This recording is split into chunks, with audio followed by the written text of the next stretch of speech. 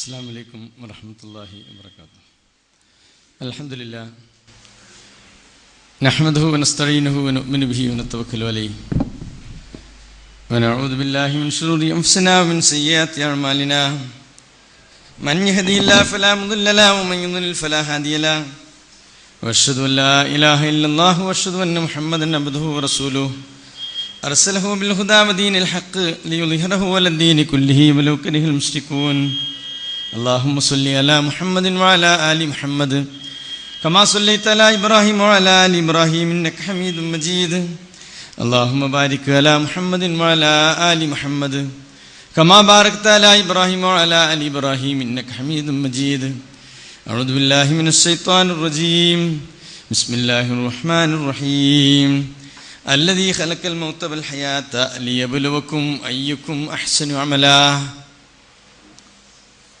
വേദിയിലുള്ള ബഹുമാനായ അബ്ദുൽ ലത്തീഫ് സുല്ലമി മാറഞ്ചേരി, മറ്റു പ്രഗത്ഭരെ, സദസ്സിലുള്ള പ്രിയപ്പെട്ട സഹോദരങ്ങളെ, സഹോദരിമാരെ, അള്ളാഹുവിൻ്റെ ഭാരമായ അനുഗ്രഹത്താൽ കാരുണ്യത്താൽ അവൻ വളരെയേറെ ഇഷ്ടപ്പെടുന്നൊരു സദസ്സിലും സന്ദർഭത്തിലുമാണ് ഞാനും നിങ്ങളും ഒത്തുചേർന്നുകൊണ്ടിരിക്കുന്നത്. പ്രൗഢമായ സംസാരങ്ങളാണ് കേട്ടുകൊണ്ടിരിക്കുന്നത്, വിജ്ഞാന സമ്പൂർണമായ വർത്തമാനങ്ങൾ. ബഹുമാനായ ഫൈസൽ മൗലിയുടെ പ്രമാണവും വ്യതിയാനങ്ങളും എന്ന വിഷയം കേട്ടുകഴിഞ്ഞു. റഊഫ് നദിയുടെ പ്രൗഢമായ സംസാരം നിങ്ങൾ കേട്ടുകഴിഞ്ഞു.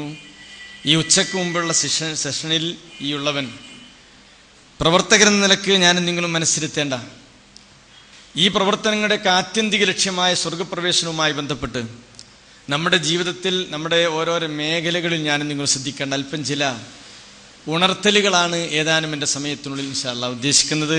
അള്ളാഹു അനുഗ്രഹിക്കുമാറാകട്ടെ. മനുഷ്യരായ നമ്മെ പടച്ചിറപ്പ് സൃഷ്ടിച്ച് ഈ ലോകത്തേക്ക് ഒരല്പകാലം പറഞ്ഞു വിട്ടിരിക്കുകയാണ്. എമ്പാടും അനുഗ്രഹങ്ങൾ നൽകിയിട്ടാണ് ഇങ്ങോട്ട് പറഞ്ഞു വിട്ടത്.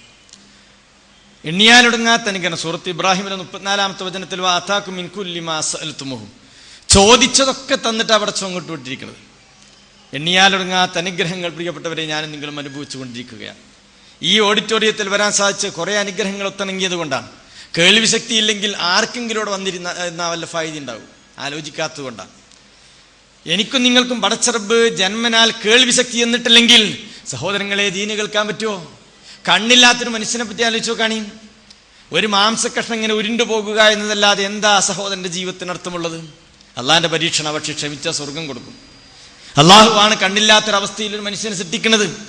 അത് അള്ളാഹു നൽകിയ പരീക്ഷണമായ തിരിച്ചറിവോടുകൂടി അവൻ ജീവിക്കുന്നുവെങ്കിൽ അള്ളാഹു സ്വർഗം നൽകിയവൻ ആദരിക്കും. ഞാൻ സൂചിപ്പിക്കണം എന്താണെന്നോ, അള്ളാഹുവിന്റെ നിഅമത്തുകളുടെ കൂമ്പാരങ്ങളുടെ നടുവിലാണ് ഞാനും നിങ്ങളും. 2 ദിവസം മുമ്പ് ഒരു സഹോദരി ഞാൻ സന്ദർശിച്ചു. എൻ്റെ മഹല്ലിൽ സുബൈക്ക് ആദ്യമായിട്ട് പള്ളിയിൽ വന്നിരുന്നൊരു സഹോദരിയാണ്. ഫസ്റ്റ് ആരും ശ്രദ്ധിക്കാതെ ടോർച്ചെടുത്തിട്ട് സുബൈക്ക് ജമാഅത്തിന് പള്ളിയേക്ക് വരും. പക്ഷേ പെട്ടെന്ന് BP കയറി, സ്ട്രോക്കായി, ഒരു ഭാഗം തളർന്നു. 2 വർഷമായി പ്രിയപ്പെട്ടവരെ ശയ്യയിലാണ്, കിടപ്പിലാണ്. പള്ളിയിലേക്ക് പോകുന്നവരെ കാണുമ്പോൾ കണ്ണിൽ വെള്ളം നിറക്കുന്നു. ഖുർആൻ ക്ലാസ്സിന് പോകുന്നവരെ കാണുമ്പോൾ പ്രിയപ്പെട്ടവരെ കരയുന്നു. ജുമാ ദിവസം, വെള്ളിയാഴ്ച ദിവസം ആ സമയമാകും വരേക്കും ആ സമയം കഴിയുന്നതുവരെ കരച്ചിലാണ്. കരച്ചിലോട് കരച്ചിൽ. എന്തേ? ആരോഗ്യം അനുവദിക്കുന്നില്ല. 2 വർഷമായി ആ സഹോദരി സംസാരിച്ചിട്ട്. ആലോചിച്ചോ, നല്ല ആരോഗ്യവും നല്ല ആഫിയത്തുമുള്ള ചെറുപ്പക്കാരെ, സഹോദരങ്ങളെ, ഞാനും നിങ്ങളും വിചാരിക്കുന്നു നമ്മളൊക്കെ ഫിറ്റാണെന്ന്. പക്ഷേ ചെറിയൊരു നിരമ്പിന് ചെറിയൊരു തളർച്ച വന്നാൽ പോരെ നമ്മുടെ കാര്യം അവതാളത്തിലാകാൻ, നമ്മുടെ ഓട്ടം കുറയാൻ. ഞാൻ സൂചിപ്പിക്കുന്നത് പടച്ചിറപ്പ് നൽകിയ കോടാനുകോടി അനുഗ്രഹങ്ങളുടെ നടുവിലാണ് ഞാനും നിങ്ങളും. വാതാക്കും മിൻ കുല്ലി മാ സഅൽതുമുഹു, അല്ലാഹ് നിങ്ങൾക്ക് ചോദിച്ചതൊക്കെ തന്നിട്ടുണ്ട്. അള്ളാഹുവിനോട് ഞാനും നിങ്ങളും എന്തൊക്കെ ചോദിച്ചോ പ്രിയപ്പെട്ടവരെ തന്നു, എല്ലാം നൽകി. ഈ ലോകത്തേക്ക് റബ്ബുൽ ആലമീനായ നാഥൻ നമ്മെ പറഞ്ഞു വിട്ട് എന്തിനാ? ഒരേ ഒരു കാര്യത്തിനാ. വമാ ഖലഖതുൽ ജിന്ന വൽ ഇൻസ ഇല്ലാ ലിയഅ്ബുദൂൻ. അല്ലാഹുവിനെ ഇബാദത്ത് എടുക്കാൻ വേണ്ടി മാത്രമാണ് നമ്മെ സൃഷ്ടിച്ചത്. മനുഷ്യവർഗത്തെയും ജിന്നുവർഗത്തെയും സർവശക്തനായ റബ്ബ് സൃഷ്ടിച്ചതിന്റെ ആത്യന്തിക ലക്ഷ്യം ഇല്ലാ ലിയഅ്ബുദൂൻ, അല്ലാഹുവിനെ ഇബാദത്ത് ചെയ്യുന്നവരാരാണെന്ന് നോക്കാനാ. ഈ ഇരിക്കണം ഞാനും നിങ്ങളും സംതൃപ്തിയോടെ ഇരുന്നോ, റാഹത്തോടെ ഇരുന്നോ, അള്ളാഹു ഇഷ്ടപ്പെടുന്ന ഒരു മജ്‌ലിസിലാണ്.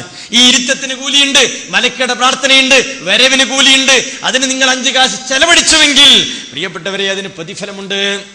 ലേ ഇന്നത്തെ ഒരു ദിവസം നിങ്ങൾ അള്ളാഹുവിന്റെ മാർഗത്തിലാണെന്ന് മനസ്സിലാക്കിക്കോ.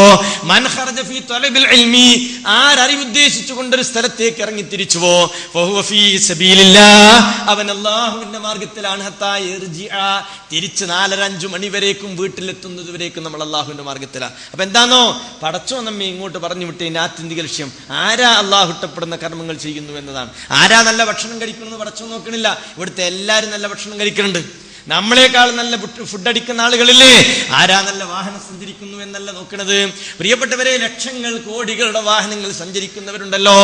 ആരാ നല്ല വീട്ടിൽ കഴിയുന്നു എന്ന് പടച്ചറബ് നോക്കുന്നില്ല. മറിച്ച് റബ്ബുൽ ആലമീനായ തമ്പുരാൻ നോക്കുന്നത് ആരാണ് തിരക്കിനിടയിൽ തന്റെ ആഖിറം ഭദ്രമാക്കാൻ സ്വർഗത്തിലേക്ക് ഇടം കിട്ടാനുള്ള വഴി അന്വേഷിക്കുന്നത് എന്ന നിരീക്ഷണത്തിലാണ് ഞാനും നിങ്ങളും. ഇന്ന് ഇവിടെ ബഹുമാനായ വൈസ്മൗലി സൂചിപ്പിച്ചല്ലോ, അള്ളാഹു ആകാശ ലോകത്തേക്ക് ഇറങ്ങി വരുമെന്ന്. എന്ന് സഹോദരങ്ങളെ, എല്ലാ അന്ത്യയാമങ്ങളിലും പടച്ചോ ഒന്നിപ്പോ നമ്മളെ നോക്കി. എങ്ങനെ ആരൊക്കെ സുബഹിയുടെ മുമ്പ് എഴുന്നേറ്റു? അല്ല നോക്കി, പടച്ചോ നോക്കി. എത്ര ആളുകൾക്ക് ഇന്ന് വിത്ത് നിസ്കരിക്കാൻ സാധിച്ചു, തഹജ്ജുദ് നമസ്കരിക്കാൻ സാധിച്ചു, രാത്രി നിസ്കരിക്കാൻ സാധിച്ചു? വിലയിരുത്തൂ എന്റെ പ്രിയപ്പെട്ടവരെ. നമ്മളൊക്കെ ഇതിന്റെ ആളുകളായി ഇങ്ങനെ നടന്ന് ആഖിറത്തിലേക്ക്, പരാജയത്തിലേക്ക് മാറ്റപ്പെടുന്നവരുടെ കൂട്ടത്തിൽ നമ്മൾ പെട്ടുകൂടാ. അപ്പൊ ഞാൻ സൂചിപ്പിക്കണം എന്താണെന്നോ, പടച്ചറബ് നമ്മെ നിരീക്ഷിക്കുന്നത് അള്ളാഹു ഇഷ്ടപ്പെടുന്ന മാർഗ്ഗേണ നമ്മൾ ആരൊക്കെ സഞ്ചരിക്കുന്നു എന്നതാണ്. അതാ ഞാൻ പറഞ്ഞത്, വിത്ത് നിസ്കരിക്കാൻ എണീറ്റോ എത്ര ആളുകൾ? ഓരോരുത്തരും ആലോചിക്കും. പടച്ചോൻ ആരെന്നോട് ചോദിക്കുന്നു ഞാൻ കൊടുക്കുമെന്ന് പറഞ്ഞ വല്ലാത്തൊരു അനർഘ നിമിഷമല്ലേ അത്? അതിന് നമ്മൾ കൈനീട്ടിയോ? പടച്ചോന്റെ മുമ്പിൽ ചോദിച്ചോ? അള്ളാഹുവിനോട് സങ്കടം പറഞ്ഞോ? പാപമോചനത്തിന് അർത്ഥിച്ചോ? ആ അനുഗ്രഹം പ്രിയപ്പെട്ടവരെ നമ്മൾ നഷ്ടപ്പെടുത്തരുത്. ഞാൻ സൂചിപ്പിക്കണം എന്താണെന്നോ, സുബഹിക്ക് പോയോ ഞാനും നിങ്ങളും? ഇന്ന് സുബഹി ജമാഅത്തിന് പള്ളിയിൽ പോയ എത്ര ആളുകൾ ഇതന്യമായ സദസ്സിലുണ്ട്? എല്ലാവരും പോയിട്ടുണ്ടാകും ഞാൻ വിശ്വസിക്കുകയാണ്. എല്ലാവരും അങ്ങനത്തോരായി മാറണം അല്ലേ? ഒരു ജമാഅത്ത് സുബഹിക്ക് പള്ളിയിൽ പോയി നമസ്കരിച്ചാൽ എത്രേ കൂലി? രാത്രി മുഴുവൻ നമ്മൾ നമസ്കരിച്ചതിന്റെ പ്രതിഫലം റബ്ബുൽ ആലമീനായ തമ്പുരാൻ നൽകുമെന്നാണ്. വിത്ത് നിസ്കരിച്ചതിന്റെ കൂലി എക്സ്ട്രയാണ്, രാത്രി നിസ്കരിച്ചതിന്റെ കൂലി എക്സ്ട്രയാണ്. ഒരു സുബഹി ജമാഅത്ത് പള്ളിയിൽ വെച്ചൊരു സഹോദരൻ നിർവഹിച്ചാൽ ഇത് വഅദ് കേട്ടിറങ്ങി പോകാനല്ല. തീരുമാനിക്കണം, കുടുംബസമേതം പോകാൻ പറ്റുമെങ്കിൽ സഹോദരങ്ങളെ സുബഹിക്ക് പള്ളിയിലേക്ക് പോകണം. ഭാര്യ, കുട്ടികളും, മക്കളും കുടുംബം ഒന്നിച്ച് സുബഹിക്ക് പള്ളിക്ക് പോകുന്ന ആ ഒരു സന്തോഷകരമായ അവസ്ഥ എന്ന് പറഞ്ഞാൽ എന്തൊരു അനുഗ്രഹമാണ്. അപ്പോ അള്ളങ്ങനെ നിരീക്ഷിക്കുക. ഒരു പേജ് ഖുർആൻ തോതിയോ ഞാനും നിങ്ങളും? പടച്ചോ നോക്കുന്നത് അവിടെയാണ്. നമ്മൾ ഈ ബാത്ത് ചെയ്യുന്നുണ്ടോ? അള്ളാഹു ഇഷ്ടപ്പെടുന്ന മാർഗത്തിലാണോ? അവന്റെ തൃപ്തിക്ക് വേണ്ടിയുള്ള പരിശ്രമങ്ങളിൽ പ്രിയപ്പെട്ടവരെ ഞാനും നിങ്ങളും മുഴുകുന്നുണ്ടോ എന്നാ അള്ളാഹു നോക്കുന്നത്. ഇന്നല്ലെങ്കിൽ നാളെ ഈ ലോകത്തോട് യാത്ര പറയണം. ഇന്ന് രാത്രിയായിരിക്കാം ഈ ഇരിക്കണ ഞാനോ നിങ്ങളോ മരിക്കുന്നത് അറിയാത്തുകൊണ്ട് സെമിനാറിന് വന്നു. അറിയാണിങ്ങനെ ആലോചിച്ചിരുന്ന് മരിക്കും, അറിയാണിങ്ങനെ ഞാൻ ആലോചിച്ചിരുന്ന് താടിക്കും കൈയെടുത്ത് ഇങ്ങനെ കാലണ്ട് കഴിയും. പക്ഷെ അറിയിച്ചു തരാത്ത പടച്ചറബിന്റെ അനുഗ്രഹമാണ്.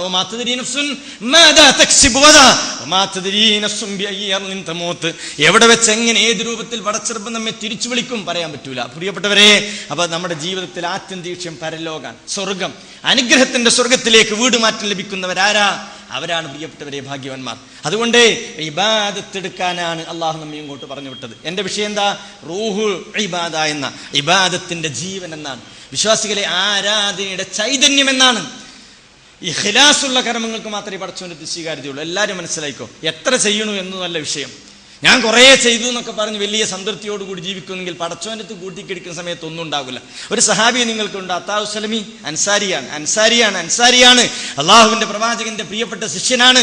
ആ സഹാബി കരഞ്ഞു. എന്ത്? ആഖിറത്തിനെ പറ്റി ഓർത്തുകൊണ്ട്. തന്റെ കർമ്മങ്ങളുമായി നാഥന്റെ മുന്നിലേക്ക് ചെല്ലുമ്പോ ഇതൊന്നും ഇവിടെ എടുക്കൂല എന്ന് റഹ്മാനായ റബ്ബ് പറഞ്ഞാൽ എന്തായിരിക്കും എന്റെ അവസ്ഥയെ എന്നോർത്തോർത്തുകൊണ്ട് ഒരു സഹാബി കരഞ്ഞുവെങ്കിൽ പ്രിയപ്പെട്ടവരെ, എനിക്കും നിങ്ങൾക്കും കരയാൻ സാധിക്കണം, എനിക്കും നിങ്ങൾക്കും ഇടറാൻ സാധിക്കണം. പരലോകത്തെ പറ്റി ഓർത്തുകൊണ്ട് ഇടറുന്ന മനസ്സിന്റെ ഉടമകളായി ഞാൻ നിങ്ങൾ മാറണം. ഒരു സഹാബിയെ ഒരു പതിപ്പ് നെയ്ത് വിൽപ്പനക്ക് വേണ്ടി കൊണ്ടുവന്ന് വെച്ചിരിക്കുക. അപ്പൊ വാങ്ങാൻ ഉദ്ദേശിച്ച സഹോദരൻ ആ പതിപ്പിനെ പറ്റി ജസ്റ്റ് അഭിപ്രായ പ്രകടനം നടത്തു. സുഹൃത്തെ, പണിയൊന്നും കാര്യമായിട്ട് ശരിയായിട്ടില്ല. മൂപ്പരെ വിഷമിപ്പിക്കാൻ വേണ്ടി പറഞ്ഞൊന്നല്ല, കാര്യമായിട്ട് പണിയൊന്നും ശരിയായിട്ടില്ല എന്നൊരു അഭിപ്രായ പ്രകടനം നടത്തി. ഈ സഹോദരൻ കൊച്ചുകുട്ടിയെ പോലെ കരയുന്നു. പറഞ്ഞാളും അദ്ദേഹം ഇങ്ങനെ കരയുമെന്ന് വിചാരിച്ചുകൊണ്ട് പറഞ്ഞതല്ല.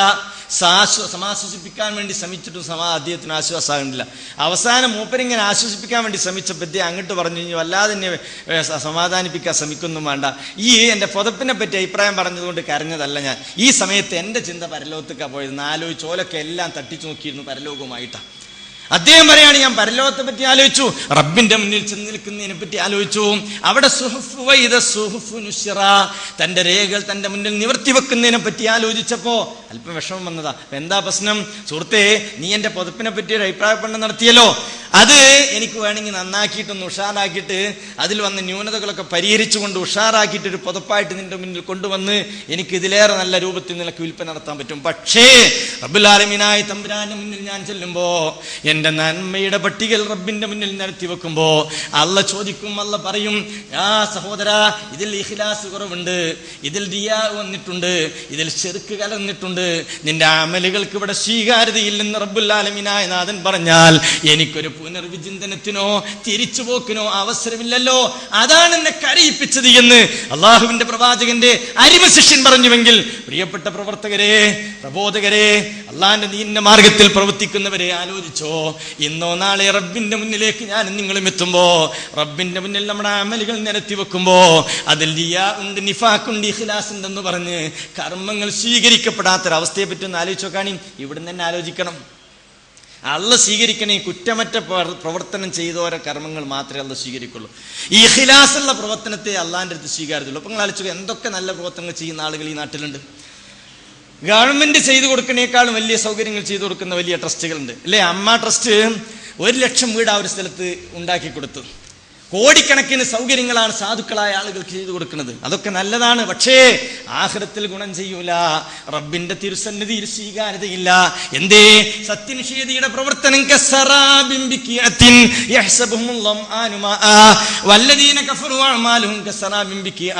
സൂറത്ത് നൂറിലെ പരിചിതമായ ഒരു വചനമാണല്ലോ അത്. സത്യനിഷേധിയുടെ പ്രവർത്തനം എങ്ങനെയാണെന്നോ, മരുഭൂമിയുടെ കാനൽ ജലം പോലെയാണ്. ദാഹാർത്തനായ മനുഷ്യൻ ആർത്തിയോടെ അല്പം വെള്ളം കുടിക്കാമല്ലോ എന്ന് വിചാരിച്ച് മുന്നോട്ട് ചെല്ലുമ്പോ, പ്രിയപ്പെട്ടവരെ, ഒന്നുമില്ലാതെ നിരാശനായി തിരിച്ചു വരേണ്ട രംഗം. ഈമാനും ഇസ്ലാമും പടച്ചോനപ്പടിയും പരലോക ചിന്തയും ഇല്ലാത്തൊരു മനുഷ്യന്റെ പ്രവർത്തനത്തിന് ഒരു ചാൺ മീതെ മേലോട്ട് മുങ്ങൂല. അപ്പൊ എന്താ? സത്യനിഷയുടെ പ്രവർത്തനം അല്ലാഹു സ്വീകരിക്കൂല, ശിർക്കുള്ളവന്റെ പ്രവർത്തനം സ്വീകരിക്കൂല. ഈ ഇരിക്കണേ നമ്മളൊക്കെ അഭിമാനത്തോടെ കേട്ടോ, അഭിമാനത്തോടെ കേട്ടോ, അള്ളാഹ്ക്ക് ശുക്ർ പറഞ്ഞുകൊണ്ടാകട്ടെ ഈ സംസാരം കേൾക്കുന്നത്. നമ്മൾ ശിർക്കില്ലാത്തവരാ, പടച്ചോന് മാത്രം വിളിച്ചു പ്രാർത്ഥിക്കുന്നവരാ, ഒരു പടപ്പിന്റെ മുന്നിലും തലകുരിക്കാത്തവരാണ്. തലയാണ് പോയാലും ഒരു മഖ്ലൂക്കിനോട് നമ്മൾ ദുആ ചെയ്യൂല. ശിർക്കുള്ളവന്റെ കർമ്മങ്ങൾക്കും പ്രിയപ്പെട്ടവരെ റബ്ബിന്റെ അരികിൽ സ്വീകാര്യതയില്ല. അള്ളാഹ് രക്ഷിക്കണേ എന്ന് പറയുന്നതിനു പകരം ബദരീങ്ങളെ കാക്കണേ, മുഹീദ്ദീൻ ശൈഖെ രക്ഷിക്കണേ എന്ന് ദുആ ചെയ്തൊരു സഹോദരി നട്ടപ്പാതിര സമയത്ത് നമസ്കരിക്കുന്നുണ്ട്. ദിക്റുകളും ദുആകളും ഉണ്ട്, തസ്ബീഹും തഹ്മീദും ഉണ്ട്, എല്ലാ സുന്നത്തുകളും സുന്നത്ത് നോമ്പുകളൊക്കെ ഉണ്ട്. പക്ഷേ അള്ളാഹു ആ സഹോദരിയുടെ അമലുകൾ സ്വീകരിക്കൂല. എന്തേ? എങ്ങനെ നമുക്കത് പറയാൻ പറ്റും? ആയിരക്കണക്കിന് ആയത്തുകളുടെ പിൻബലത്തിൽ നമുക്ക് പറയാൻ പറ്റും. അള്ളാഹുവിന്റെ റസൂലിനോട് പോലും ഖുർആൻ എങ്ങനെയല്ലേ പറഞ്ഞത്?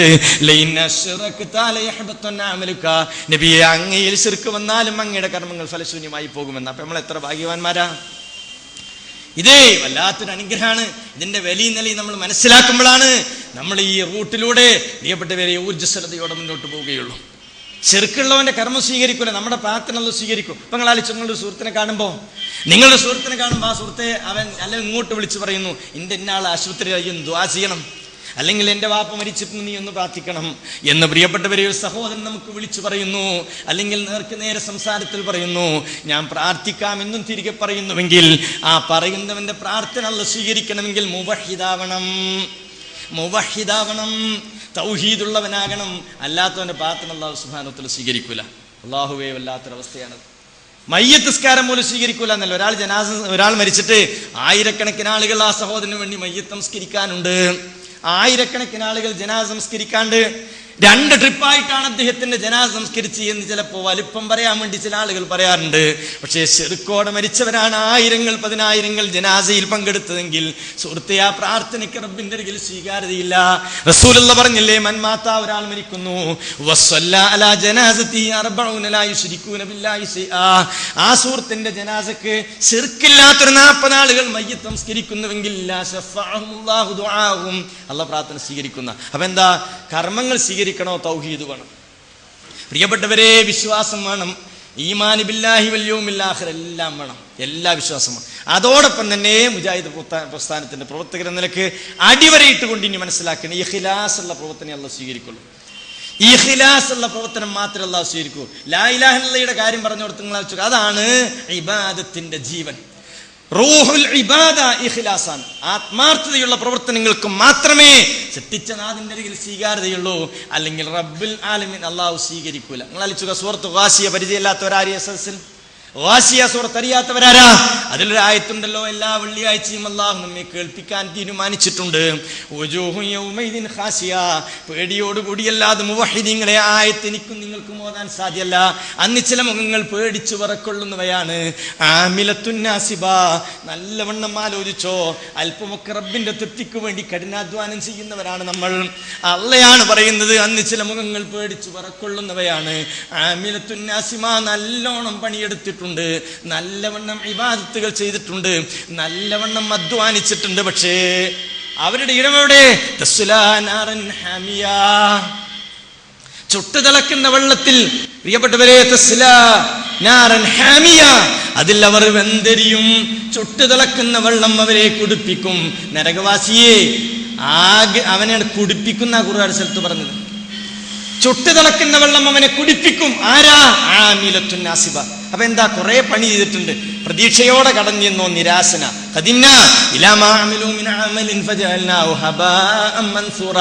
പ്രതീക്ഷയോടെ സ്വർഗം കിട്ടുമെന്ന ആഗ്രഹത്തോടെ ആശയോടെ കടന്നു ചെല്ലുന്നവർ നിരാശരായി തിരിച്ചു പോരുന്ന രംഗം എന്താ? ഇഖ്ലാസ് ഇല്ലാത്തതുകൊണ്ടാണ്. ആത്മാർത്ഥതയുള്ള പ്രവർത്തനം എത്ര ചെയ്യുന്നു എന്നല്ല പ്രിയപ്പെട്ടവരെ മനസ്സ് പ്രശ്നം. എന്ത് ചെയ്യുമ്പോഴും നമ്മുടെ മനസ്സിലേക്ക് പടച്ചു നോക്കരുത്. അതാ ഞാൻ പറഞ്ഞു, ഈ സദസ്സിൽ വന്ന 10, 200, 300 ആളുകൾ ഉണ്ടോന്ന് വിചാരിച്ചോ? ഈ ഇരിക്കണേ നമുക്ക് എല്ലാവർക്കും ഒരുപോലെയല്ല കൂലിയിട്ട്. ഞാൻ ഇപ്പൊ ഇതിന്റെ പ്രവർത്തകനായാല് വരാതിരിക്കെങ്ങനെയെന്ന് വിചാരിച്ചിട്ട് വല്ലവരും ഈ സദസ്സിലുണ്ടെങ്കിൽ ഓല ഇന്നത്തെ സമയം പോയി. അള്ളാഹുവിന്റെ ഹിസാബിൽ പലപ്പോഴും നമ്മുടെ നന്മയുടെ പട്ടികയിൽ ഇത് വരണമെന്നില്ല. മനസ്സന്നെ പ്രധാനം.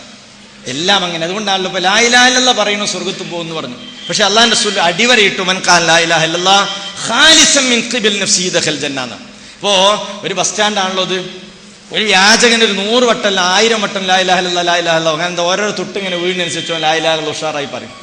ഓൻ ലാ ഇലാഹ ഇല്ലല്ലാഹ് ഉച്ചരിക്കുന്നുണ്ട്. പക്ഷേ ലാ ഇലാഹ ഇല്ലല്ലാഹ് മനസ്സാ വാചാ കർമ്മണ അംഗീകരിച്ച് അത് ജീവിതത്തിന്റെ ഭാഗമാക്കിയവൻ, മൻ കാന ആഖിറു കലാമിഹി ലാ ഇലാഹ ഇല്ലല്ലാഹ് ദഖലൽ ജന്ന, ഓ സ്വർഗ്ഗത്തിൽ പോകും.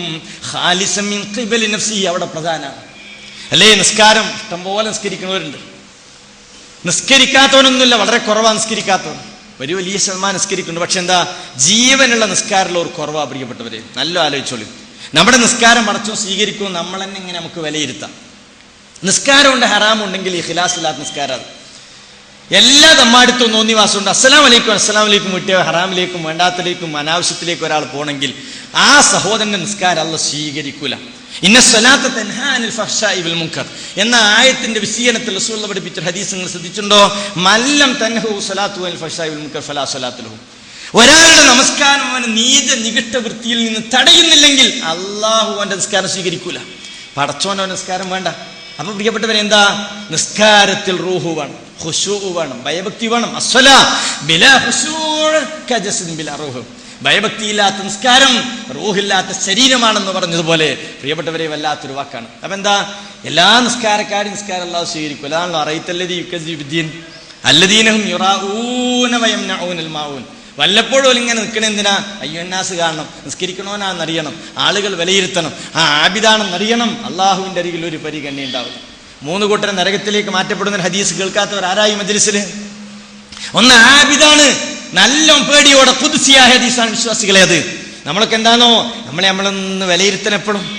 അള്ളാന്റെ മുന്നിൽ ചെല്ലിട്ട് ഈ വിസ്തൃതമായ പ്രപഞ്ചത്തിന്റെ അധിപനാണ് അവന്റെ പ്രിയപ്പെട്ട ഹബീബിലൂടെ നമ്മെ കേൾപ്പിക്കുന്നത്. 3 കൂട്ടരെ നരകത്തിന്റെ മുന്നിലേക്ക് അള്ളാഹു കൊണ്ടുവന്ന് നരകത്തിന്റെ മീതെ അവൻ എരിപൊരി കൊള്ളുമ്പോ അവൻ ഇങ്ങനെ അങ്ങേയറ്റം വിഷമത്തിൽ അള്ളാഹോട് പറയാം, അള്ളാഹ് ഞാൻ നിസ്കരിച്ചിട്ടുണ്ടല്ലോ, ഞാൻ നോമ്പ് നോറ്റിട്ടുണ്ടല്ലോ, ഞാൻ ഇബാദത്തുകളൊക്കെ ചെയ്തിട്ടുണ്ടല്ലോ, റബ്ബേ എന്താ ഈ നരകത്തിലേക്ക് മാറ്റപ്പെടുന്നത് എന്ന് ചോദിക്കുമ്പോ നല്ല ആബിദൊക്കെ തന്നെ ഇരുന്നു, ഈ എല്ലാത്തിലും ഉഷാറിരുന്നു. പക്ഷേ ആളുകൾ നിന്നെപ്പറ്റി ആബിദാണ്, നമസ്കരിക്കുന്നവനാണെന്ന് പറയണമെന്നില്ലായിരുന്നോ? സുഹൃത്തുക്കളെ, അവിടെ നുണ പറയാൻ സാധ്യമല്ല. അവിടെ നുണ പറയാൻ അവൻ ശ്രമിക്കുമ്പോഴേക്കും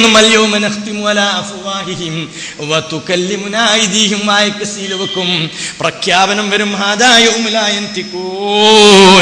ഇത് മിണ്ടാട്ടമില്ലാത്ത ദിവസമാണ്, വാക്ക് സാമർത്ഥ്യം കൊണ്ട് രക്ഷപ്പെടാത്ത ലോകമാണ്. വല്ലാത്തൊരവസ്ഥയാണത്. രക്ഷപ്പെടൂല. ഇവിടേക്ക് ചെറിയ വാക്ക് സാമർത്ഥ്യം, തൊള്ള സാമർത്ഥ്യമുണ്ട്, അല്പമൊക്കെ കുഴപ്പമില്ല എന്നാണെങ്കിൽ ഇവിടുത്തെ എല്ലാറ്റിനും എങ്ങനെയെങ്കിലും കൊതിരി രക്ഷപ്പെടാൻ പറ്റും. പടച്ചോന്റെ മുന്നിൽ രക്ഷപ്പെടണോ പ്രിയപ്പെട്ടവരെ? കുറ്റമറ്റാമലുമായി എത്തിയാൽ മാത്രമേ പറ്റുള്ളൂ. അപ്പൊ എന്താ? നരകത്തിലേക്ക് അവന് എറിയപ്പെടുമെന്നാണ് മഹാനായ റസൂലുള്ളാഹി സ്വല്ലല്ലാഹു അലൈഹി വസല്ലം പറഞ്ഞത്. ഒന്ന് ആബിദ, വിശ്വാസികളെ സൂചിപ്പിക്കണം എന്താ? ഇഖ്ലാസുള്ള കർമ്മങ്ങളാവണം എല്ലാറ്റിനും. ലാ ഇലാഹ ഇല്ലല്ലാഹയുടെ കാര്യത്തിൽ മഹാനായ പ്രവാചകൻ സല്ലല്ലാഹു അലൈഹി വസല്ലം ഇഖ്ലാസോടുകൂടി ലാ ഇലാഹ ഇല്ലല്ലാഹ് ഉൾക്കൊള്ളണമെന്ന നിസ്കാരത്തിന്റെ കാര്യത്തിലും അങ്ങനെ. നമ്മൾ ആലോചിച്ചോക്കാണ്, ഹിജറ പോവുക പ്രവാചകൻ സല്ലല്ലാഹു അലൈഹി വസല്ലം. ഹിജറ പോവുക 13 വർഷം തൗഹീദിനു വേണ്ടി മക്കയിൽ പിടിച്ചു നിന്നു. അവസാനം അല്ലാഹുവിൽ നിന്ന് സമ്മതം കിട്ടി ഹിജറ പോകാൻ. വിശ്വാസികളെ, തന്റെ പ്രിയപ്പെട്ട സ്വഹാബത്ത് 13 വർഷം അത്യധ്വാനം ചെയ്ത റസൂലുള്ളാഹിന്റെ കൂടെ കൂടിയ സ്വഹാബത്ത്, ആദർശത്തിനു വേണ്ടി അള്ളാഹുവിനെ നെഞ്ചിലേറ്റി സഹോദരങ്ങളെ മദീനയിലേക്ക് യാത്ര പോകുമ്പോ അവർക്കെല്ലാവർക്കും മുഹാജിരീങ്ങൾ എന്ന പദവി ലഭിക്കണമെന്ന് റസൂലുള്ളാഹിക്ക് താല്പര്യമുണ്ട്. ഹബീബായ പ്രവാചകന് താല്പര്യമുണ്ട്. തന്നിൽ വിശ്വസിച്ച് നാടും വീടും സമ്പത്തും ഉറ്റവരെയും ഉടവരെയും ഒഴിവാക്കി അള്ളാഹുവിന്റെ റസൂലിനെയും കയ്യിലേറ്റി പോകുന്നവർക്കേ സ്വർഗം കിട്ടണം, അവർ മുൻപന്തിയിൽ സ്വർഗത്തിൽ വരണമെന്ന് റസൂലുള്ളാഹിക്ക് താല്പര്യമുണ്ട്. അതുകൊണ്ടല്ലേ റസൂലുള്ളാഹി ഹദീസ് പഠിപ്പിക്കുന്നത്? ഉമർ ഇബ്നുൽ ഖത്താബ് റളിയല്ലാഹു അൻഹു റിപ്പോർട്ട് ചെയ്ത പ്രസിദ്ധമായ ഒരു ഹദീസല്ലേ, ഇന്നമൽ അഅ്മാലു ബിന്നിയാത്ത്, നിയ്യത്തനുസരിച്ചേ കൂലി തരുള്ളൂ എന്ന്. നിയ്യത്തനുസരിച്ച് തന്നെ കൂലി തരുള്ളൂ. അത് ഞാൻ നേരത്തെ പറഞ്ഞൊരു ജമാഅത്തിന് പള്ളിയിൽ 150 ആളുണ്ടെങ്കിൽ 150 ആളുകൾക്ക് ഒരേപോലെ കൂലി പടച്ചും കൊടുക്കൂല. 27 ജമാഅത്ത് നമസ്കാരത്തിന് ഒറ്റയ്ക്ക് നമസ്കരിക്കുന്നവനേക്കാളും കൂലിയുള്ളത്. പക്ഷേ അയലോക്കത്തെ വീടല്ലേ, തൊട്ടടുത്ത വീടല്ലേ, പള്ളി കമ്മിറ്റി പ്രസിഡന്റ് അല്ലേ, സെക്രട്ടറി അല്ലേ, ഭാരവാഹിയല്ലേ, പണ്ഡിതനല്ലേ എന്ന് വിചാരിച്ച് മനമില്ലാ മനസ്സോടെയാണ് സുബഹി ജമാഅത്തിന് മറ്റു ഭക്തികൾക്ക് ഒരു സുഹൃത്തെത്തുന്നെങ്കിൽ ഓനെ അള്ളൊന്നാണ് കണ്ടറിയും. ഒക്കെ മനസ്സിലായിക്കോ, ഇവിടെ എല്ലാ പൊട്ടീസാക്കലും പറ്റും, എല്ലാ കബളിപ്പിക്കലും പറ്റും, എല്ലാ കണ്ണുപിടികളിലും പറ്റും. അള്ളാന്റെ മുന്നിലേ കുറ്റമറ്റ ആളുകളാണെങ്കിൽ മാത്രമേ രക്ഷയ്ക്ക് വഴിയുള്ളൂ. അതുകൊണ്ടാ റസൂലുള്ള പറഞ്ഞത്, നീയത്തനുസരിച്ച് കൊണ്ടാർ കർമ്മങ്ങൾ പരിഗണിക്കപ്പെടുക. ഈ ഹദീസ് പറയാൻ ഒരു പ്രത്യേക സാഹചര്യം കൂടി മുഹദ്ദിസുകൾ സൂചിപ്പിക്കുന്നു. ഒരു സഹോദരൻ ഒരു സഹോദരിയെ കല്യാണം അന്വേഷിച്ചുകൊണ്ട് കടന്നു വന്നു അത്രേ. ഉമ്മു ഖൈസ് എന്ന് പറയുന്ന ഒരു പെണ്ണിനെ കെട്ടാൻ ഒരു ചെറുപ്പക്കാരൻ ആ കുട്ടിയുടെ വലിയ രക്ഷിതാക്കളോട് വിവാഹാന്വേഷണം നടത്തിയപ്പോൾ അവരൊക്കെ ഹിജറ പോകാൻ വേണ്ടി നീയത്ത് വെച്ചിരിക്കുകയാണ്. അപ്പൊ ഇപ്പൊ അതിനെപ്പറ്റി ആലോചിക്കാൻ പറ്റുന്ന സമയമല്ല, ഹിജറക്ക് പോകാന്ന് പറഞ്ഞു. അപ്പൊ മൂപ്പരും മുഹാജിറാകാൻ ഉദ്ദേശിച്ചു. എന്റെ ഉദ്ദേശം മുഹാജിറും ഉമ്മി ഖൈസിന് അവിടെ പോയിട്ട് കല്യാണം കഴിക്കുക എന്ന നിയ്യത്താണ്. മുഹാജിറിനിലല്ലാഹി റസൂലിഹി അല്ല. ആ ഹദീസ് എത്ര പ്രസക്തമാണ്. അല്ലാഹുവിന്റെ റസൂൽ പറയുന്നു, ഇന്നമൽ അഅ്മാലു ബിന്നിയാത്ത്, നിശ്ചയമായി കർമ്മങ്ങൾ പരിഗണിക്കപ്പെടുന്നത് നീയത്തനുസരിച്ചു കൊണ്ടാണ്. വഇന്നമാ ലികുല്ലി ഇംരിഇൻ മാ നവ, ഓരോരുത്തരും അവർ ഉദ്ദേശിച്ചതിനനുസരിച്ച് തന്നെ പടച്ചം കൊടുക്കും. ഫമൻ കാനത്ത് ഹിജ്റതുഹു ഇലല്ലാഹി വറസൂലിഹി, ആരുടെ ഹിജ്റ അല്ലാഹുവിലേക്കും അവന്റെ പ്രവാചകനിലേക്കുമാണെങ്കിൽ അവിടെ കുരുത്തവും വൃത്തവും കിട്ടണമെന്ന് ആശിച്ചുകൊണ്ട് ആഗ്രഹിച്ചുകൊണ്ടാണെങ്കിൽ ഫഹിജ്റതുഹു ഇലാ മാ ഹാജറ ഇലൈഹി, അങ്ങോട്ട് പോയ കൂലി പടച്ചം കൊടുക്കും. മറിച്ച് വമൻ കാന ഹിജ്റതുഹു ലിദുനിയാ യുസീബുഹാ, മദീനത്തെത്തി പോകുമ്പോൾ എത്തിയിട്ട് കുറച്ച് കച്ചവടം നടത്തി എന്തെങ്കിലും 10 രൂപ ഉണ്ടാക്കണമെന്ന ഉദ്ദേശ്യമാണോ എങ്കിൽ അങ്ങോട്ടെത്തി. മറിച്ച് മദീനത്തെത്തിയതിനു ശേഷം ഒരു പെണ്ണിനെ കല്യാണം കഴിക്കാമെന്ന ഉദ്ദേശ്യമാണ്, യാത്രക്ക് പ്രചോദനമെങ്കിൽ റസൂലുള്ളാഹി പറയുന്നു ഫഹിജ്റതുഹു ഇലാ മാ ഹാജറ ഇലൈഹി, ഓന്റെ ഹിജ്റ അങ്ങോട്ടാണെന്ന്. അല്ലാഹു അക്ബർ, വല്ലാത്തൊരു ഹദീസാണത്. അള്ളാഹുവിന്റെ പ്രവാചകനെ തന്റെ ശിഷ്യഗണങ്ങൾക്ക് ആഖിറം നഷ്ടപ്പെടുത്തരുത് എന്ന റസൂലുള്ളാഹിന്റെ വലിയ താല്പര്യമാണ്. ആലോചിച്ചോ പ്രിയപ്പെട്ടവരെ, എല്ലാ കർമ്മങ്ങളിലും അള്ളാഹു മനസ്സിൽ തന്നെ നോക്കുന്നത്. യുദ്ധത്തിൽ മരിച്ചുകൊണ്ടൊരു സഹാബിയെ പറ്റി റസൂലുള്ളാഹി പറഞ്ഞു നരകത്തിൽ പോകുന്നു പറഞ്ഞു. അത്ഭുതപ്പെട്ടു ആളുകൾ. യുദ്ധത്തിലെ അള്ളാഹുവിന്റെ പ്രവാചകൻ പറഞ്ഞു ഫഹുവ ഫിന്നാർ. ആലോചിച്ചോ എന്റെ മുഅ്മിനീങ്ങളെ, ഇന്നല്ലെങ്കിൽ നാളെ റബ്ബിന്റെ മുന്നിലേക്ക് യൗമൈദിൻ യസ്ദുർനാസു അസ്താതൻ യുറമാലഹും, കർമ്മങ്ങൾ കാണിക്കപ്പെടേണ്ടതിനായിട്ട് ഞാനും നിങ്ങളും പോണം. രേഖകൾ നിരത്തി വെക്കും, അല്ലേ കൈകെട്ടി ഒന്ന് ഉത്തരം പറയേണ്ടി വരും. വല്ലാത്തൊരു രംഗമാണത്. ആലോചനയ്ക്ക് വിധേയമാകണം. മഹാനായ പ്രവാചകൻ സല്ലല്ലാഹു അലൈഹി വസല്ലം യുദ്ധക്കളത്തിൽ ദീനിന്റെ മാർഗത്തിൽ തൗഹീദിനു വേണ്ടി അടരാടി മരിച്ചു വീണ ഒരു സഹാബിയെ പറ്റി പറയാൻ നരകത്ത് പോകുന്നു. ആളുകൾ അത്ഭുതപ്പെട്ടു, എന്റെ നബിയെ ആ സഹോദരനെ പറ്റി അത്തരം ഒരു അഭിപ്രായ പ്രകടനം നടത്തിയതെന്ന് ചോദിച്ചപ്പോ വഹിയാണത്. വഹി ഇൻ ഹുവ ഇല്ലാ വഹ്യുൻ യൂഹാ. ദിവ്യബോധനത്തിന്റെ വെളിച്ചത്തില്ലാതെ റസൂലുള്ളാഹി സംസാരിക്കൂല, വഹീന്റെ അടിസ്ഥാനത്തിൽ സംസാരിക്കുള്ളൂ. അപ്പൊ ഈ ചങ്ങാതി എന്താ കാണിച്ചിരിക്കണേന്നോ, എല്ലാരും യുദ്ധക്കളത്തിൽ മരിച്ചു വീണു, മൂപ്പർക്ക് മരിക്കണം താല്പര്യം, സ്വർഗം കിട്ടാനല്ല, അയ്യുഹന്നാസ് ശുഹദാക്കളുടെ കൂട്ടത്തിൽ പെടുത്തണം ആഗ്രഹം മൂപ്പർക്കുള്ളത്. ആളുകൾ മൂപ്പര് ഷഹീദാണ് എന്ന് പറയണം, ഈ ഒരു ഉദ്ദേശം മാത്രമാണ് മൂപ്പർക്കുള്ളത്. അപ്പൊ കുറെ യുദ്ധത്തിൽ പോയിട്ടുണ്ട്, അള്ളാന്റെ കള്ളുണ്ടെങ്കിലേ നടക്കുള്ളൂ. ഒരു മനുഷ്യന്റെ റൂഹ് എവിടെ വെച്ച് പിടിക്കണം എന്നുള്ള ഉദ്ദേശിച്ചോ, അങ്ങോട്ടൊരാവശ്യം അള്ളാഹു ഉണ്ടാക്കും. ബദറിലാണ് മരിക്കണമെന്ന് അള്ളാന്റെ തീരുമാനമെങ്കിൽ ബദറിൽ മരിക്കും, മുഹദിലാണെങ്കിൽ അവിടെ മരിക്കും. മക്കത്താണ് മരിക്കേണ്ടതെങ്കിൽ അള്ളാന്റെ തീരുമാനം നടപ്പാകുന്നത് റബ്ബിന്റെ തഖ്ദീറുൽ അസീസ് അലീമാണ്. ഈ ചങ്ങാതി മരിക്കാൻ ആഗ്രഹിച്ചു കുറെ നടന്നു, ആരും മുപ്പരെ വെട്ടിയോ കുത്തുകയും ചെയ്തില്ല. മുപ്പര് എന്ത് കാണിച്ചു അത്രയെന്നോ, തന്റെ കയ്യിൽ ഒരു ആയുധത്തുമ്മയാണ് കമഴ്ന്ന് കിടന്ന് സ്വന്തം ജീവിതം നശിപ്പിച്ചു. ആർക്കും ഇത് മനസ്സിലായിട്ടില്ല. അള്ളാഹുവിന്റെ പ്രവാചകന് വഹീന്റെ അടിസ്ഥാനത്തിൽ മനസ്സിലായപ്പോൾ റസൂലുള്ളാഹി കൂടെയുള്ളവരെ ഞെട്ടിപ്പിച്ചുകൊണ്ട് പറഞ്ഞു, ഫഹുവ ഫിന്നാർ, അദ്ദേഹം നരകാവകാശിയാകുന്നു. ശ്രദ്ധിച്ചോ എന്റെ മുഅ്മിനീങ്ങളെ, ആളുകളുടെ കണ്ണില്ലാ സഹോദരൻ ഷഹീദാണ്. റബ്ബുൽ ആലമീനായ നാഥന്റെ മുന്നിൽ അദ്ദേഹം ശുഹദാക്കളുടെ ഗണത്തിൽ പെടൂല. എന്നിട്ട് റസൂലുള്ളാഹി പറയാ, യുഖാതിലു റജുലു സജാഅ യുഖാതിലു റജുലു ഹമിയ യുഖാതിലു റജുലിയ. ചില ആളുകൾ യുദ്ധക്കളത്തിലേക്ക് ഇറങ്ങുന്നത് വൈരാഗ്യം തീർക്കാനാ. ബദറിന്റെ എളാപ്പാനെ വെട്ടിയിട്ട് തിരിച്ചു വെട്ടാലോ എന്ന് വിചാരിച്ചിറങ്ങുന്നവരുണ്ട്, അല്ലെങ്കിൽ ധൈര്യം പ്രകടിപ്പിക്കാൻ, ആളുകളെ കാണിക്കാൻ വേണ്ടിയൊക്കെ യുദ്ധത്തിലേക്ക് ഇറങ്ങുന്നവരുണ്ട്. റസൂലുള്ളാഹി പറയുന്നു, മൻ ഖാതല ലിതകൂന കലിമത്തുല്ലാഹിൽ ഉല്യാ, അല്ലാഹുവിന്റെ വചനം അത്യുന്നതമാകണം എന്ന് ആഗ്രഹിച്ചുകൊണ്ട് ആര് യുദ്ധം ചെയ്തോ ഫഹുവ ഫീ സബീലില്ലാഹ്, അതാ അള്ളാന്റെ മാർഗത്തിലുള്ള ജിഹാദ്. അതിനാ പടച്ചോന്റെ പരിഗണനയുള്ളത്. കൃത്യമായി വ്യക്തമായി കൊണ്ട് വിശ്വാസികളെ പ്രവാചകൻ സല്ലല്ലാഹു അലൈഹി വസല്ലം കാര്യങ്ങൾ പഠിപ്പിക്കുകയാണ്. ഞാൻ പറഞ്ഞെന്താ, എല്ലാവരും ശ്രദ്ധിച്ചോ, നമ്മുടെ ഒരു കർമ്മങ്ങളിലും റിയാ വേണ്ട, നിഫാക്ക് വേണ്ട. എത്രത്തോളം എന്നാൽ വിശ്വാസികളെ, ളുഹർ സ്വലക്ക് പള്ളിയിൽ ചെല്ലുന്നു, നമസ്കരിക്കാൻ നിങ്ങൾ സമയമുണ്ട്, 2 റക്അത്ത് തഹിയ്യത്ത് നമസ്കരിക്കുക, അല്ലെങ്കിൽ മുമ്പുള്ള 2 റക്അത്ത് സുന്നത്ത് നിസ്കരിക്കാന്ന് വിചാരിച്ച് നിങ്ങൾ പള്ളിയിൽ കയറി.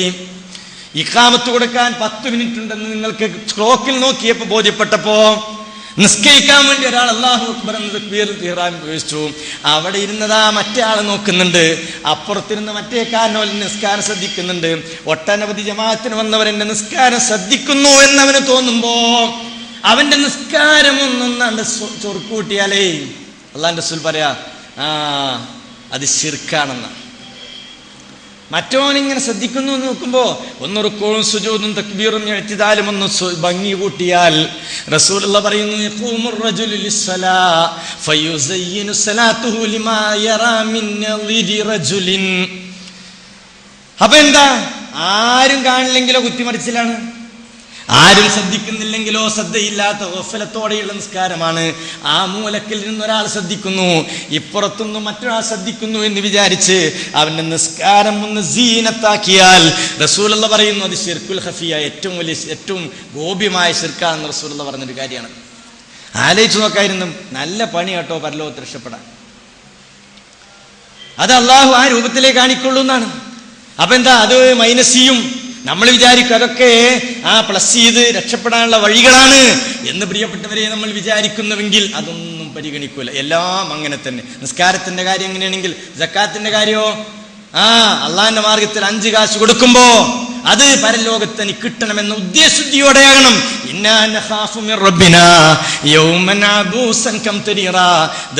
ഇൻസാൻ എന്ന സൂറയിൽ മനുഷ്യരുടെ മനസ്സിനെ അള്ളാഹു നമ്മുടെ മുന്നിലേക്ക് അവതരിപ്പിച്ച ഈമാനും തഖ്വയും ഈ ഇഖ്ലാസുള്ള മനസ്സെങ്ങനെ നല്ലോണം ചെലവഴിക്കും, സമ്പത്ത് വാരിക്കോരി ചെലവഴിക്കും. എന്താ പ്രചോദനം?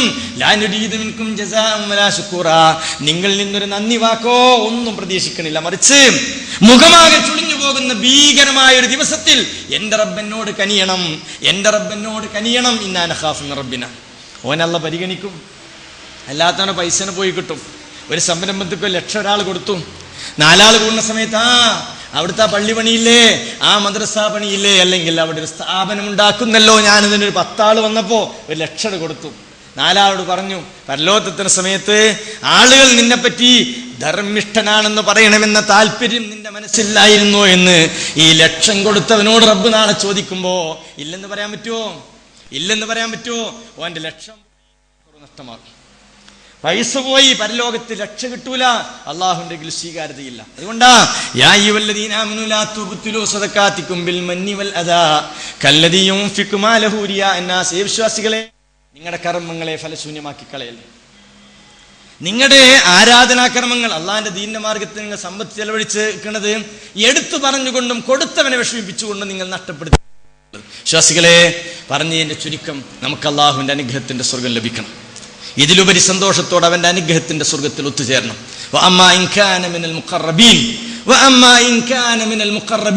അള്ളാഹുവിന്റെ റഹ്മത്തിന്റെ മലക്കുകൾ തലോടി നമ്മുടെ റൂഹ് പിടിക്കണം. സ്വർഗതുല്യമായ പരിഗണന ഖബറിൽ ലഭിക്കണം. റാഹത്തായ ജീവിതം നാളെ പരലോകത്ത് ലഭിക്കണം. അതിനെന്ത് വേണം? നമ്മുടെ കർമ്മങ്ങളിൽ ശ്രദ്ധ പുലർത്തണം. നമ്മുടെ ഇബാദത്തുകൾ സൂക്ഷ്മത പുലർത്തണം. ഇഖ്ലാസോടുകൂടി കർമ്മങ്ങൾ ചെയ്യണം. അല്ലാഹ് ആരാണെന്നോ ഓരോരുത്തരെയും വേർതിരിച്ച് മനസ്സിലാക്കി കൂലി കൊടുക്കുന്നവനാ. ഒരൊറ്റ വാക്ക് പോലും ആ വിഷയത്തിൽ പറയട്ടെ.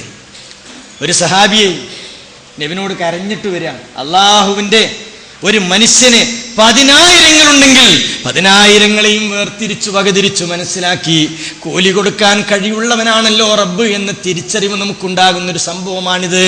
ഒരു സഹാബി റസൂലുള്ളാഹിയുടെ അരികിൽ വന്നിട്ട്, നബിയേ, ഈ ചങ്ങായി സഹോദരനെ വല്ലാതെ വിഷമിപ്പിക്കുന്ന വാക്കുകൾ പറഞ്ഞു. അപ്പൊ ആരാണോ? അള്ളാഹിന്റെ ദീനിന്റെ മാർഗത്തിൽ കഷ്ടപ്പെട്ട മക്കാ ജീവിതകാലത്തിൽ വിശ്വാസിയായി കടന്നു വന്ന് നബിയുടെ കൂടെ തോളോട് തോളുരുമ്മി ജീവിച്ചൊരു സഹോദരൻ. മക്ക വിജയിച്ചടക്കിയതിനു ശേഷം ഇസ്ലാമിലേക്ക് വന്നവരും ശേഷം മുമ്പ് വന്നവരെയും അള്ളാഹു ഒരുപോലെ കാണൂല.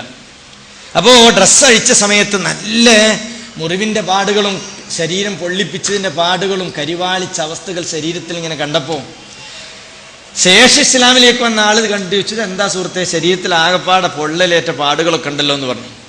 പ്രിയപ്പെട്ടവരെ, ആ സഹോദരൻ ഇന്നലകളെപ്പറ്റി ഓർത്ത് കണ്ണിൽ വെള്ളം നിറച്ചുകൊണ്ട് പറഞ്ഞു, അള്ളാഹിന്റെ ദീനിന്റെ മാർഗത്തിൽ വിശ്വാസിയായതിന്റെ പേരിൽ പൂർവികരായ ആളുകളിൽ നിന്ന് അനുഭവിക്കേണ്ടി വന്ന ചെറിയ വിഷമകരമായ അവസ്ഥകളാണെന്ന് പറഞ്ഞു. അതിൽ ഈ സഹോദരനെ ഒരു ചെറിയൊരു വർത്താനം, ഇനിയിപ്പോ നമുക്ക് രണ്ടു കൂട്ടർക്കും സ്വർഗം ഒന്ന് തന്നെയല്ലേ എന്നുള്ളർത്ഥം. നിങ്ങൾ കുറെ കഷ്ടപ്പെട്ടു, കുറെ പ്രയാസം അനുഭവിച്ചു, പൊള്ളലേറ്റു, വിഷമകരമായ അവസ്ഥകൾ നിങ്ങൾ അഭിമുഖീകരിക്കേണ്ടി വന്നു. നിങ്ങൾ പോകുന്ന സ്വർഗവും നമ്മളൊക്കെ പോണ സ്വർഗം ഒന്നല്ലേ? ഈ സഹോദരനോ വെട്ടിത്തെളിച്ച പാതയിലേക്ക് കടന്ന് കാര്യമായിട്ട് അടങ്ങേറും ബുദ്ധിമുട്ടൊന്നും പറ്റാതെ ഇസ്ലാമിന് വിജയം കിട്ടിയതിന് ശേഷം ഇസ്ലാമിലേക്ക് വന്ന സഹോദരനാ. വിശ്വാസികളെ, ആ സഹാബിയുടെ മനസ്സിൽ അത് വല്ലാത്ത മുറിവേറ്റു. കാരണം എന്താ? ആദ്യം ഇസ്ലാമിലേക്ക് വന്നവർ അനുഭവിച്ച ത്യാഗങ്ങൾ വിവരണാതീതമാണ്. ഇങ്ങനെ ഒരു മുറിവിൽ കുത്തുന്ന വർത്തമാനം പറഞ്ഞപ്പോ ഹബീബായ പ്രവാചകനോട് ചെന്ന് പറഞ്ഞു, റസൂലേ, ഇങ്ങനൊരു അനുഭവം ഉണ്ടായി.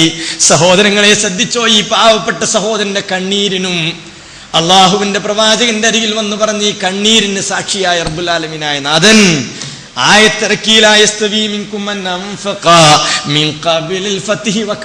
ശ്രദ്ധിച്ചോ ഖുർആന്റെ വചനത്തിന്റെ മഹത്വം. മക്ക വിജയിച്ചിറക്കുന്നതിന് മുമ്പ് ഇസ്ലാമിലേക്ക് വന്നവരും ശേഷം ഇസ്ലാമിലേക്ക് വന്നവരും, മുമ്പ് അള്ളാഹിന്റെ മാർഗത്തിൽ ചെലവഴിച്ചവരും ശേഷം ചെലവഴിച്ചവരെയും അല്ലാഹ് ഒരുപോലെ കാണൂല. അപ്പൊ നീ അല്പം ബുദ്ധിമുട്ട് അനുഭവിച്ചു ഈ ആദർശത്തിന്റെ പേരിലെങ്കിൽ, തൗഹീദിന്റെ പേരിലെങ്കിൽ, ലാ ഇലാഹ ഇല്ലല്ലാഹയുടെ പേരിൽ ഒരല്പം ബുദ്ധിമുട്ടും പ്രയാസവും അനുഭവിച്ചിട്ടുണ്ടെങ്കിൽ അല്ലാഹ് ആ നിലക്കുള്ള പരിഗണന തന്നെ നൽകുമെന്ന് അള്ളാഹുവിന്റെ ഖുർആൻ അവതീർണമാവുകയാണ്. ആലോചിച്ച് നോക്ക്, അതാ പടച്ചോൻ. അങ്ങനത്തെ റബ്ബിന്റെ അടിമകളായി മാറാൻ സാധിച്ചാൽ അഭിമാനിക്കണം വിശ്വാസികളെ. അവന്റെ പ്രിയപ്പെട്ട അടിമകളാകാനുള്ള ശ്രമങ്ങൾ നമ്മൾ വ്യാപൃതരാകണം. എല്ലാവരും നേരം വെളുത്ത വീട്ടിൽ നിന്ന് പുറത്തിറങ്ങണവരാ. ചിലവർ മനസ്സിനെ നന്നാക്കുന്നു, ചിലവർ മനസ്സിനെ മലീമസമാക്കുന്നു. നമ്മുടെ ബുദ്ധിയും സാമർഥ്യവും കഴിവും തൻ്റെ ഇടവും ഒക്കെ സ്വർഗത്തിൽ ഇടം കിട്ടാനുള്ള ശ്രമങ്ങൾ വ്യാപൃതരാക്കണം. 2 വാക്കുകൂടി പറയുകയാണ്. ഇതിനെന്താണ് ഒരു മരുന്ന്? എപ്പോഴും ഒരു ഊർജ്ജസ്വലതയും ഒരു ഉണർവും കർമ്മങ്ങളിൽ ഒരു ഉഷാറും കിട്ടാൻ എന്തേ വഴിയുള്ളൂ? ഞാൻ എൻ്റെ പ്രിയപ്പെട്ടവരോട് പറയട്ടെ, നിങ്ങൾ ഖുർആൻ പഠിക്കണം. ഒരു ദിവസത്തിലെ ഒരു ആഴ്ചയിൽ വലിയൊരു സമയം നമുക്കുണ്ട് ഇല്ലേ? 160-ലധികം മണിക്കൂറുകളിൽ 1 മണിക്കൂർ പ്രിയപ്പെട്ടവരെ ഖുർആൻ പഠിക്കണം. നിങ്ങൾ അള്ളാഹിന്റെ ഖുർആൻ പഠിക്കണം. അതിലൂടെ സ്വർഗവും നരകവും അനുഭവിച്ചറിയണം. അള്ളാഹിന്റെ ഖുർആനും മുത്തറസൂലിന്റെ ഹദീസും പഠിക്കുന്ന മജ്ലിസുകളിൽ നമ്മുടെ നിറഞ്ഞ സാന്നിധ്യം ഉണ്ടാണ്. കുടുംബസമേതം പോയിരുന്നു പഠിക്കണം. വ്യവസ്ഥാപിത അത് ജീവിതത്തിൽ ശബദമായി നമ്മൾ സ്വീകരിക്കണം. 5 നേരം നമസ്കാരം എത്രമാത്രം നിർബന്ധമാണോ അതുപോലെ സഹോദര 114 സൂറത്ത് പഠിക്കണം. 6000 ആയത്തുകൾ പഠിക്കണം. അത് നമ്മുടെ ജീവിതത്തിന്റെ ഭാഗമാക്കണം.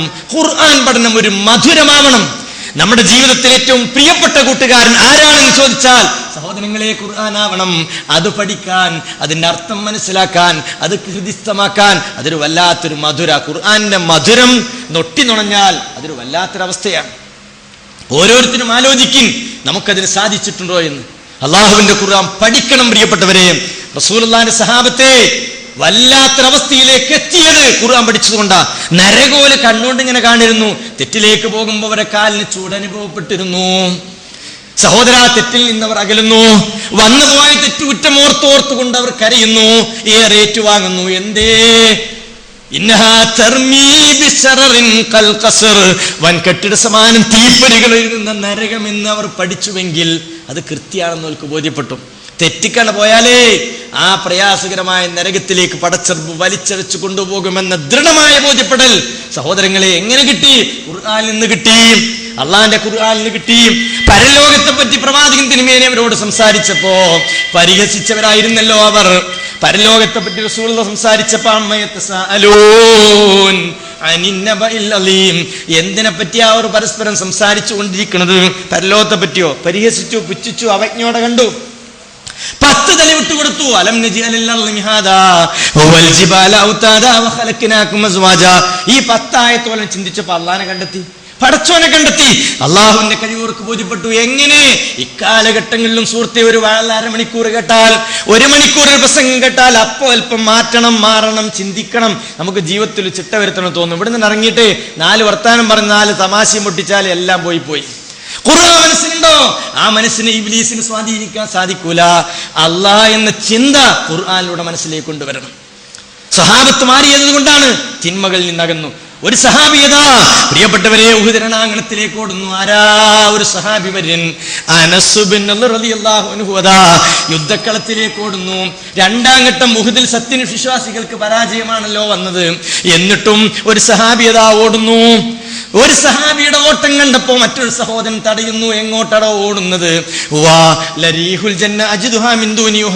സ്വർഗത്തിന്റെ പരിമളം എനിക്ക് അനുഭവപ്പെടുന്നു എന്ന് പറഞ്ഞ് സുഹൃത്തുക്കളെ അള്ളാന്റെ ദീനിന്റെ മാർഗത്തിൽ ശത്രുക്കടവട്ടേറ്റ് മുറിവേറ്റ് 10-70 വെട്ടുകളേറ്റ് മരിച്ചു വീഴ. എന്തേ? സ്വർഗം അനുഭവിച്ച് ജീവിക്കുന്ന ഖുർആനിലൂടെ അവർക്ക് സ്വർഗ നരകം കിട്ടിയത്. അപ്പോ രാത്രി എഴുന്നേറ്റ് നിസ്കരിക്കാൻ തോന്നുന്നു. എല്ലാറ്റിനും മനസ്സ് വരും. വ്യവസ്ഥാപിതമായി ഖുർആൻ പഠിക്കണം, ഗുരുമുഖത്ത് പഠിക്കണം. അമാനി മൗലവിയുടെ തഫ്സീർ 4ന്റെ പെരയിലുണ്ട്. ചിലവരൊക്കെ ഖുർആൻ ക്ലാസ്സിൽ വിളിച്ചാൽ അങ്ങനെ 4 അതിങ്ങനെ പുഴുവരിക്കുന്നുണ്ടാവും, താലി കയറൂല. പ്രിയപ്പെട്ടവരെ, അള്ളാഹുവിന്റെ ദീനിന്റെ മജ്ലിസിൽ ഖുർആൻ പഠിക്കുന്ന സദസ്സിൽ നമ്മൾ ചെന്നിരിക്കണം. കുടുംബസമേതം പോകണം.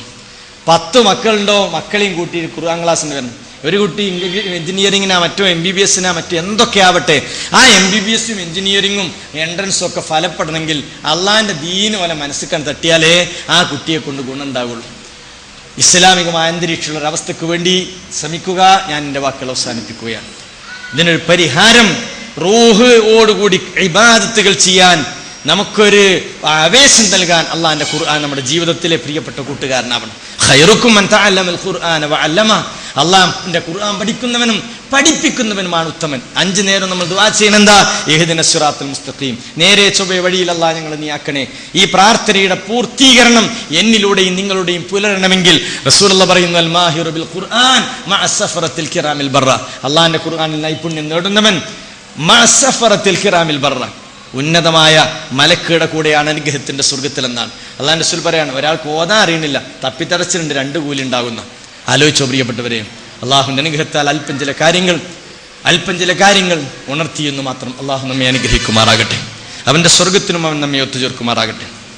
അവന്റെ കഠിനകഠോരമായ ശിക്ഷയിൽ നിന്ന് റബ്ബ് നമ്മെ രക്ഷിക്കുമാറാകട്ടെ. എന്ത് കർമ്മം ചെയ്യുന്നുവെങ്കിലും അല്പമാണ് ചെയ്യുന്നെങ്കിലും ഈ ഖിലാസോടെ ചെയ്യാൻ അള്ളാഹു നമ്മെ അനുഗ്രഹിക്കുമാറാകട്ടെ. വസ്സല്ലല്ലാഹു അലാ മുഹമ്മദിൻ വഅലാ ആലിഹി വസ്ഹബിഹി അജ്മഈൻ വആഖിറു ദഅ്വാനാ അനിൽ ഹംദുലില്ലാഹി റബ്ബിൽ ആലമീൻ. അസ്സലാമു അലൈക്കും വറഹ്മത്തുള്ളാഹി വബറകാതുഹു.